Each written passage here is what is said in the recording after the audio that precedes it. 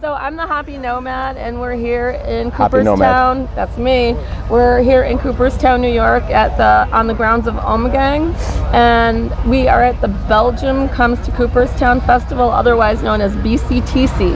And so, if you can see around you, there's tents galore, and we're going to be going to a lot more coming in too. A lot more coming in too. So anyway, I'm sitting here with Tim Butler. If you want to tell me what your exact position is with what brewery? Empire Brewing Company, and I'm the Director of Brewing Operations. So Director of Brewing Operations. Have been for 8 years now. 8 years. So can you give me a little bit of history about Empire Brewing Company and its connection, because it's a Syracuse, New York born enterprise. Yeah, absolutely. We started. Cheers. This is a beer we brewed for this event. All right. Our Empire Summer Sour. Before we start a story, let's have a little sip. I want to know what you think about that, by the way. That's delicious. It's good, right? What's it called? We're calling it Empire Summer Sour right now. Empire Summer Sour. So it's a Berliner Weiss style. Very light. Not that sour. Not that sour. I was playing around with the pH, and it was the first time I did a kettle sour on that. And I don't know if you know what a kettle sour is, but what you do is so you make the wort, and you put it in the kettle, and then you hold it at like 120 degrees. It basically, there's a lot of schools on a thought of what time or what temperature you should hold it at, 120 to 110. And then what you do is you introduce the lactobacillus bacteria to the kettle, then you keep it at that temperature, and then you monitor the pH until you get it to the right acidity that you want. And then at that point, you can boil it. Which will kill the bacteria, so you can then finish the process throughout the rest of your process without contaminating. A lot of guys are afraid. I don't say guys.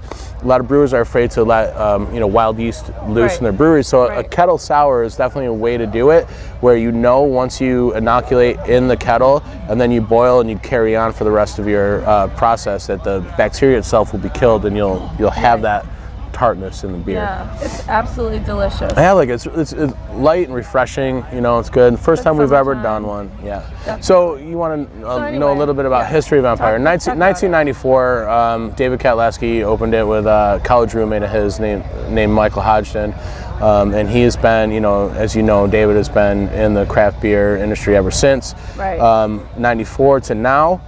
Fast forward almost 20 years, we decided to take a whole new approach on our position in the craft beer world, and as opposed to opening multiple brew pubs, we're gonna as you know, open a new brewery in Cazenovia, expanding like everyone is, 40,000 square foot production facility out in Caz. So it's like 20 years ago it was this, today it's now, and a lot of in between happened, but that's the short story. So how did you get involved with Empire Brewing Company? Well, as you know, I mean, you and I have known. I keep saying that because you and I have known each other a long time. A very long time. Long time. Cheers to that. What do you want to say? 12 years? 10, 12 years? At least. I would say 12 at the high end. High end. Yeah, for sure. Yeah, we've known each other a long time. Long time. We're both. Are you from Syracuse? Absolutely. We're both from Syracuse, and both in the brewing industry. First time we hung out, we went to an SU football game together. First time we hung out, we went to SU versus Maine. Yeah, and we killed it. With what was that, like? SU scored like 70-something points that day, right? It was an amazing. Yeah, didn't we? Damien's back there. He knows. It was it was an unbelievable game. It was. We scored a lot of points. But anyway, beyond that. But anyway, so how did you get involved with Empire? So I worked for Middle Ages Brewing Company, which is another local brewery in Syracuse. You know them. For 6 years. Right. My history goes way back. I've been a professional brewer now for almost 16 years. But Dave Katlaski and I, the owner of Empire, had done other projects. Dave was a producer of many beer festivals in the Syracuse area. Empire State Brewing and Music Fest, which I know you went to, you volunteered at many times. And he put me on his board of directors, and I used to go down to Empire when I was working at Middle Ages just to hang out and have beer. And so Dave and I developed a relationship, and when I kind of felt the need for a transition, Dave was looking for a new director of brewing, and he told me his thoughts and his aspirations, which back then were, one day we're going to build this great brewery somewhere in Syracuse or the surrounding areas. And he wanted to bring me on board. So, you know, I love working with him. He's a great man, and he's taught me a lot about business and the brewing world. And so we linked up, and we've been together ever since. So That's it's kind of a it's a great story. It's been 8 years now. Yeah, it was 8 years. July 13th was my 8-year anniversary for Excellent. Empire. So how many? Let me ask you. How many flagship beers does Empire have that are always going to pretty much be, that's at the brew pub? That's an interesting question. When people talk about flagship beers, it's kind of like, from what I've discovered, they change from market to market. You know, like in Syracuse, I think, as far as distribution goes, our flagship is definitely the Amber. But you go to other areas of the state, and it might be our IPA in another area. Our White Afro is definitely gaining a lot of recognition. So, if I was to say overall, now I'm going to throw you a curveball. All right. If I was going to say overall, our flagship beer would probably be Skinny Atlas Light. Oh, really? Which is the beer that Empire is known for. It's our top-selling beer at the pub. It's been our top-selling beer for 20 years. Right. It's a Kolsch, right? It's a Kolsch, yeah. Light.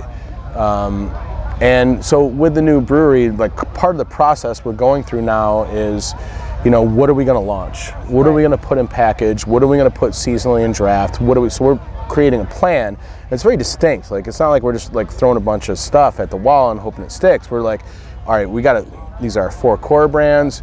And the brands that we're going to come out and package are definitely going to be a little different than what is on draft right now. Right. And our seasonal program is going to be a little different than it is right now as well. So, look for some really new, fresh stuff. When you talk about flagships, I'm going to say you're going to see Skinny Atlas in a bottle. Right. Totally. You're going to see an IPA, a version of our IPA right now in a bottle. We're going through some recipe changes on that beer. Definitely going to have White Afro in there, and definitely going to have, we're looking at another one that I'm going to keep to myself for the moment. Sure, no problem. You know what I really loved? What last year was you made this great pumpkin ale. Now I am a hater of pumpkin beers. Yeah, I know that about you. I'm a true hater of pumpkin beers. That's why when you told me you liked mine, I was like, oh my gosh, she actually liked it. Sometimes they taste like, some of them taste like pumpkin pie because it's just like beer with the spices, or they are made with actual pumpkins, but they still put the spices. But there was something about yours, and I felt very privileged that you tapped the keg just for our group. Well, that was a great night. Yeah, we had a really good night with the Syracuse Women of Craft Beer, and you tapped the keg that night for us. And that's the only pumpkin beer. I know, you told me that night, you're like, that's the only one I like. Yeah, and delicious. My whole philosophy about like brewing styles like that, and even fruit beers or spice beers, is I really want you to know that it's a beer first. Right. I want you to taste that it's beer. But we do use locally roasted pumpkins. We harvest them. We have our own proprietary patch at Critz Farms, which is in Cazenovia, and we'll go out there, and that's why ours comes out a little later. I mean, where are we right now? Where it's like July 8th, right? Right. And there's August 8th. I missed a month somewhere. It is August 8th right now. We lose Damien, don't edit that. That's a good one. No, it's August 8th, and a lot of pumpkin beers are already on the shelf. Oh, yeah. But ours, we haven't even brewed ours yet because we actually use, the pumpkin that's grown, and we can't make our beer until it's ready to harvest. Right. And we'll go out there, we'll get the pumpkins, we'll cut them, we'll clean them, we'll roast them in our ovens at the pub. I season them with a little bit of maple syrup and honey, and then we put them in the mash, and that's what I do with my pumpkin, like little pieces. So it's a whole process. We chop these up, clean them, chop them up, and I put them in the mash, and I really feel that you get some starches from that. So you're going to add a little bit of fermentable sugar, but as you sparge through that, you're really kind of pulling that pumpkin flavor into the wort. And then I do finish with spices. Excellent. So yeah, no. A 5-spice blend. I'm not gonna say what it is, but it's all right. It's like the Colonel's, secret recipe. Yeah, I can't let it go. As long as it's delicious, that's all I care about. Now, let me ask you, for people who have never been to Syracuse or even Empire, the brew pub, what kind of clientele would you say? Well, it's 2 questions. What can someone expect when they walk in, first of all? But how would you also describe your local clientele in Syracuse? Well, I'll take question 1 first. Sure. What can someone expect when they walk in Empire? That, I leave that up to the experience of the diner. I think we have a really great, if you're coming for dinner or lunch or dinner, we have a family atmosphere. You know the aesthetic of the place. You know, it's an old building, one of the original buildings in Armory Square. You know, the brickwork, the arches, very beautiful. And, you know, we're like open to, you know, every type of family or person. So your experience, I guess, is what you're going to take from it. You can come in there and you can just come in on a Friday night at 11 o'clock and just drink a lot of good craft beer and kind of hang out in what could almost be thought of as a club-like atmosphere. Sure. Or you could come in with your family at, you know, 6 o'clock on a Saturday and have a really great dining experience. Sure. That being said, that leads me into the answer to question 2 is what is our clientele? You know, we slice across the board of everybody, and I know you've been to our Blues Brunch, which, you know, I've seen it. What I love about our Blues Brunch is that there's everybody there from a 2-year-old to a 2-year-old, you know, newborn, almost daughter, to a 98-year-old grandmother. Right. And I've seen both of those age groups like dancing on the floor to Los Blancos. So like that really, if you really want to know what our clientele is, come to a Sunday brunch and you'll see the whole facet. And that's what fascinates me about Empire. Like, everybody's comfortable going in there. Everybody always has a good time, no matter what time you're there. True. No matter what you're there for. Yeah. So it's really it's a cool place like that because it has that vibe, and it's really what you take out of it, what you're gonna get from it. You know, I feel that way anyway. I agree. I have a confession to make, though. Oh, I hate confessions. What is it? No, this is my confession to you. I've never been to a Sunday blues brunch. All right, so this is what we're gonna do. It's not gonna be tomorrow because that's unheard. No, we're here. We're not gonna do that. We're in Cooperstown. But let's plan a date next couple of weeks. Me, you, Lisa, and Damien will have brunch, and we'll hang out. Let's do it. We'll bring the camera too. All right. So yeah, I just wanted to thank you for your time, you know, your dedication, you and Dave, and you know, all about supporting local and expanding out a little bit, because you know, whenever I'm in New York, whenever I'm in Manhattan, you know, I always go to the Blind Tiger, and always you see that e-handle, it like makes you happy, right? Yeah. Whenever I see the e-handle and I'm in Manhattan, I'm like, yeah, that, you know, that's my city. Yeah. You know, so I'm just really proud about, you know, what you guys do, what you stand for.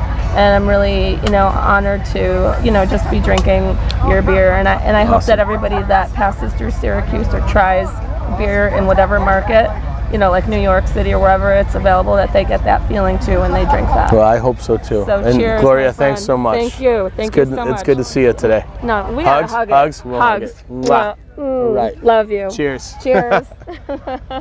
Thank you.